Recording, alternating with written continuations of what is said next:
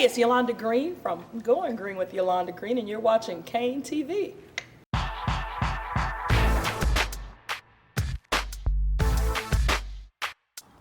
Hey y'all, and welcome to Kane Connection. Tune in here each week to find out the latest happening on your campus, organization, or sport. Here filling in for Chelsea Ayers, I'm Erin Prestige, along with my colleague, Rachel Wilson. Hurricanes, if you're looking for Yes Hours, there are some new opportunities available for you. So stop by the Counselor Suite for more information. Canes, we need all your help and support on March 6th for Hightower High School Beautification Day. We will be here on campus from 9 a.m. until 2 p.m., enhancing our landscape and making our school even more beautiful. Hey, interested in finding a pet? Well, here's Ivana and Erica with more. So, you're interested in finding a pet. The only question is, which one's right for you? When looking for a pet, there's many things to consider. Are you a dog or cat person? Perhaps a bird lover? Whatever the species is, the first place to head is a Houston Humane Society on 521. Each week, we'll highlight each animal so you can decide which one's right for you. For Kane Connection, it's Erica Love and Ivana Hiro.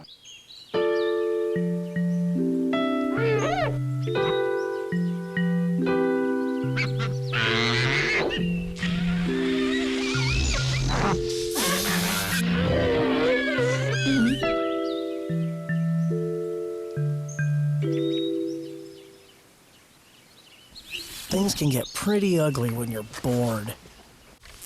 In an after-school program, you can find something way better to do. Welcome back, Canes. We all know that you have events planned for this week, so here's Mita Mitha with more. Hey there, Canes. It's Mita Mitha with your weekly forecast.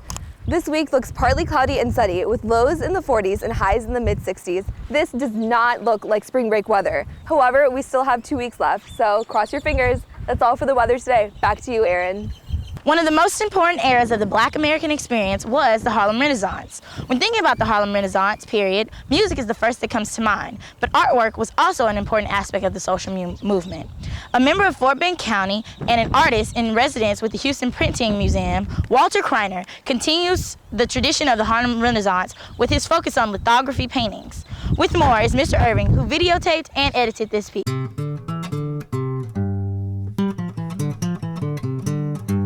When I was about 5, my mother introduced me to crayons, and she showed me how you could draw on a window pane with a crayon. And we had an oil lamp at that time, and so she showed me how you could take a rag and put kerosene on it and rub that crayon image off. And boy, I thought that was magic. So that was my first introduction to art.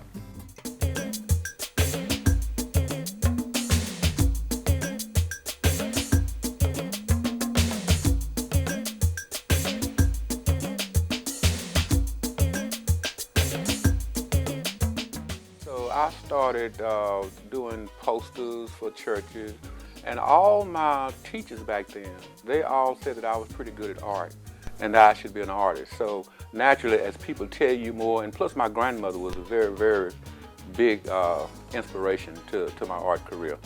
And the more people tell you that you're going to be an artist, then the more you ingrain that into you, that's what you want to be. And so after a while, there was nothing else for me. I just had to be an artist. To talk a little further about my art training, there used to be a canning company. What they would do is they would buy the whole field from farmers in Athens, this canning company, and then they would hire just about the whole town of black people to go out and pick the peas and bring them into the cannery and can them and distribute them. So if you lived in Athens, then you got the whole concept from picking the peas to canning them to distributing them. So that's really where I got my first training. I would love to draw. I was interested in commercial art, but I wanted to reproduce some of my drawings. And at that time, a line reproduction was kind of out of the question for us because it cost too much money to get it done commercially.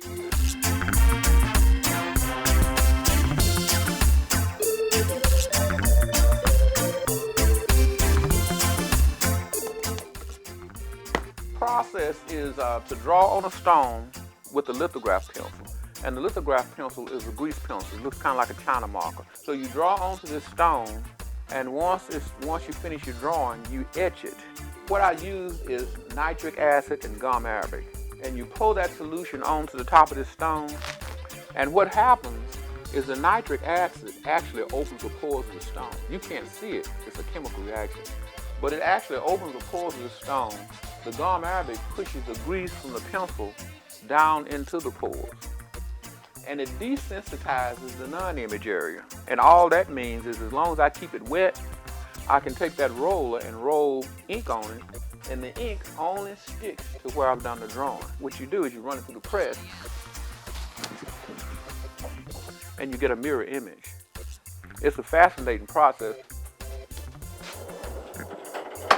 It's the only printing process where you can produce a print that looks exactly like a drawing.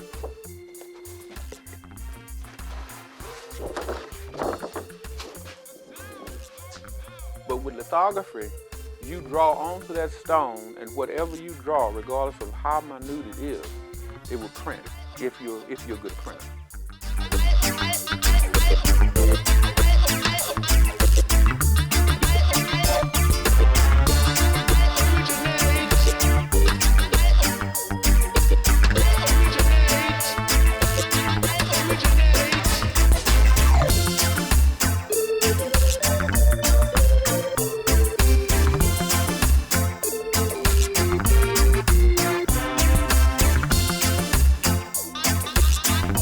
Thank you, Mr. Irving, for that informative piece. Hey Canes, you eat hamburgers every now and then. Well, here's Annalisa with more.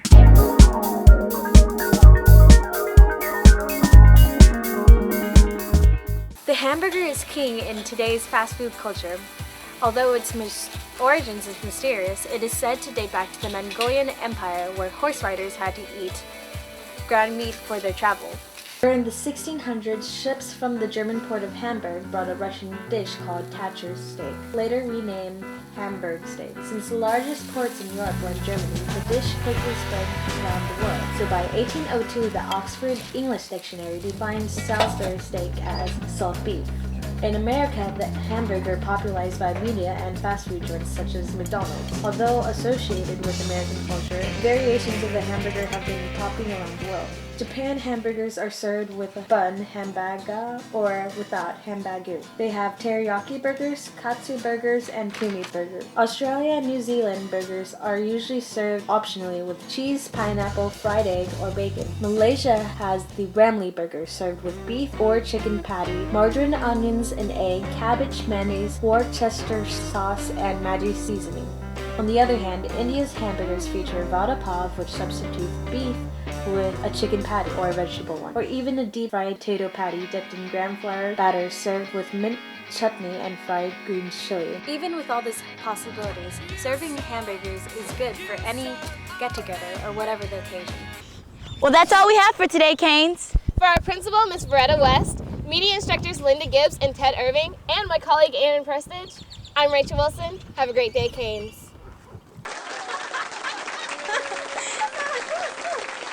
While searching for the funniest Canes at Hightower, here's some of the jokes we heard. Knock, knock. Who's there? Lemmy. Lemon who? Leave me alone. Oh, what's the difference between a lion and a tiger? What? Okay. A lion wouldn't cheat on his lioness, but tiger would.